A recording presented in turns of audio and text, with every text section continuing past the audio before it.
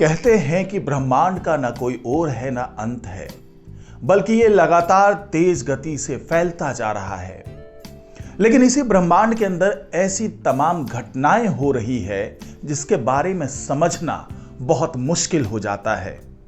ऐसी ही एक घटना हुई है एक गैलेक्सी के केंद्र में, जहां पर इतना बड़ा धमाका हुआ है जिससे निकलने वाले मटेरियल से 5 करोड़ तारे, और वो भी तारे कैसे, जैसा हमारा सूरज है।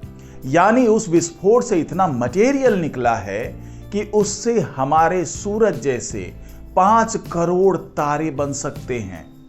तो आखिरकार ये विस्फोट कहां हुआ और किस तरीके से ये विस्फोट हुआ, जिसके बारे में वैज्ञानिक ये दावा कर रहे हैं कि ये हमारे 5 करोड़ सूरज बनाने के लिए काफी था। तो इसी के बारे में बात होगी इस वीडियो में। तो इस वीडियो में लगातार बने रहिए और आखिर तक इस वीडियो को जरूर देखिएगा। नमस्कार, मैं हूं डॉक्टर सुरजीत सिंह और आप देख रहे हैं महना मिस्ट्री। अगर आप पहली बार महना मिस्ट्री चैनल को देख रहे हैं तो इसे सब्सक्राइब करना ना भूलें, क्योंकि यहीं पर आपको इस तरह की दिलचस्प जानकारियां मिलती है। और साथ ही अगर ये वीडियो पसंद आए तो इसको लाइक कीजिए, शेयर कीजिए, और जो विषय है जिसके बारे में आज बात हो रही है उसके बारे में कुछ और जानना है या फिर इसके बारे में कुछ बताना है तो कमेंट जरूर कीजिए। तो दोस्तों, जिस महाविस्फोट की बात मैं कर रहा हूं वो दरअसल एक गैलेक्सी के केंद्र में हुआ है, और इस विस्फोट के कारण इतना ज्यादा गैस आउटफ्लो हुआ है कि वैज्ञानिक ये दावा कर रहे हैं कि इतने गैस के द्रव्यमान से हमारे सूरज के द्रव्यमान के जितना बड़ा तारा करीब 5 करोड़ तैयार हो सकता है। और जैसा कि मैंने बताया कि ये गैस एक गैलेक्सी के केंद्र में हुए भयानक विस्फोट की वजह से रिलीज हुई है। ऐसे धमाकों को गैस आउटफ्लो कहते हैं, और वैज्ञानिकों के मुताबिक ये आउटफ्लो इतना बड़ा है कि प्रकाश को एक छोर से दूसरे छोर तक पहुंचने में 20,000 वर्ष लग जाएंगे। यानी कि 20,000 लाइट ईयर्स में प्रकाश इस गैस जो आउटफ्लो हुआ है, जो जितने दायरे में ये फैला है, उसके अगर शुरुआत से ये चलना शुरू करे प्रकाश, यानी कि जो लाइट है उसके एक छोर से चलना शुरू करे, तो दूसरे छोर तक पहुंचने में 20,000 साल लग जाएंगे। तो आप अंदाजा लगा सकते हैं, अगर हम सूरज से पृथ्वी की बात करें तो सूरज से पृथ्वी तक पहुंचने में लाइट को 8 मिनट के करीब समय लगता है। लेकिन ये जो विस्फोट हुआ है उसमें अगर पूरे एरिया को कैलकुलेट कर लें तो ये इतने बड़े क्षेत्र में फैला है कि लाइट को ट्रेवल करने पर 20,000 साल लग सकता है। और आपको बता दें कि यह धमाका NGC 4383 के केंद्र में हुआ है। NGC 4383 वर्गो क्लस्टर में मौजूद है, और स्टडी कर रहे वैज्ञानिकों के मुताबिक, यानी जो ये रिसर्च कर रहे वैज्ञानिक इस धमाके को लेकर, तो उनके मुताबिक गैस आउटफ्लो तब होता है जब गैलेक्सी के कोर में भयानक धमाका होता है और इससे भारी मात्रा में गैस बाहर निकलती है। अब अगर हम बात इस विस्फोट की कर लें, यानी NGC 4383 में जो विस्फोट हुआ है, तो उससे जो गैस निकला है उसकी स्पीड कितनी थी, यह जानना भी बहुत दिलचस्प है। तो वैज्ञानिकों ने जो स्टडी की है, जो आंकड़े जुटाए हैं, उसके मुताबिक धमाके के बाद 4,47,000 मील प्रति घंटा से भी ज्यादा की रफ्तार से गैस निकली है इस धमाके से। और इतनी गैस से हमारे सूर्य जितने द्रव्यमान वाले 5 करोड़ से ज्यादा तारे बन सकते हैं। जी हां, ये गैस इतनी ज्यादा है, इसका मास इतना ज्यादा है कि इससे सूरज जैसे मास वाले 5 करोड़ से ज्यादा तारे बन सकते हैं। अब आप ये जानना चाहेंगे कि गैलेक्सी से ये गैस आउटफ्लो होता क्यों है, क्यों ये गैस रिलीज होता है जिस तरीके से अभी NGC 4383 गैलेक्सी में हुआ है।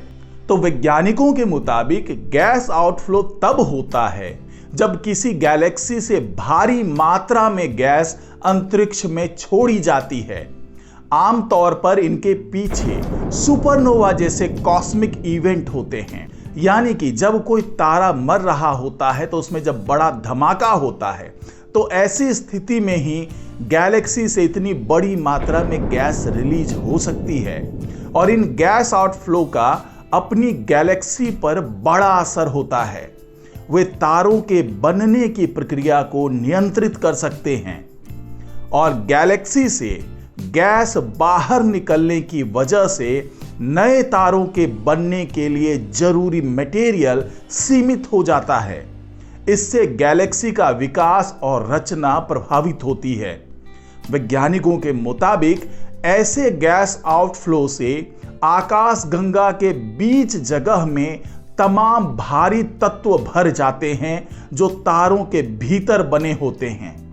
यानी कि जब यह धमाका होता है, यानी जो सुपरनोवा विस्फोट होता है, तो उससे जो तारे के अंदर जो हैवी मटेरियल्स होते हैं वो बाहर निकलते हैं। हैवी मटेरियल्स में कुछ भी हो सकता है, वो सोना भी हो सकता है, वो दूसरे और भी जो मटेरियल्स होते हैं, वो लोहा भी हो सकता है, वो कॉपर हो सकता है, कुछ भी हो सकता है। वो बड़ी मात्रा में अंतरिक्ष में बिखर जाते हैं। और जैसा कि मैंने पहले की वीडियोस में भी बताया है कि किस तरीके से सोना हमारे जो तारों का विस्फोट होता है उससे बाहर निकलता है, या दूसरे हैवी मटेरियल्स कैसे बाहर निकलते हैं।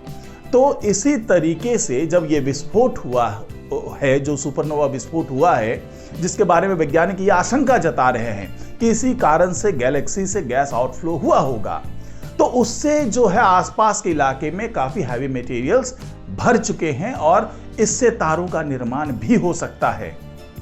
और अभी तत्काल जो वैज्ञानिक बता रहे हैं इस गैस आउटफ्लो की वजह कि उसके केंद्र में जो तारे मौजूद थे, यानी कि NGC 4383 के केंद्र में जो तारे मौजूद थे उनमें धमाके हुए हैं और उसकी वजह से ऐसा आउटफ्लो हुआ है। लेकिन अभी इस पर और भी रिसर्च किया जाना बाकी है।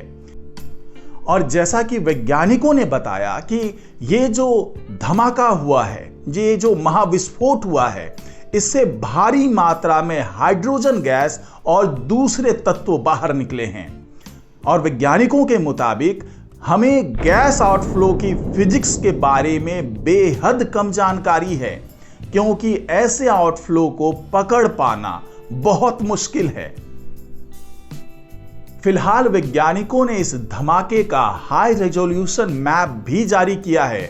वे इसकी मदद से समझना चाहते हैं कि कैसे केमिकल तत्वों ने आकाशगंगाओं के बीच जगह को प्रदूषित कर दिया है और वो गैस के नुकसान से आकाशगंगा पर पड़ने वाले असर को भी देखना चाहते हैं।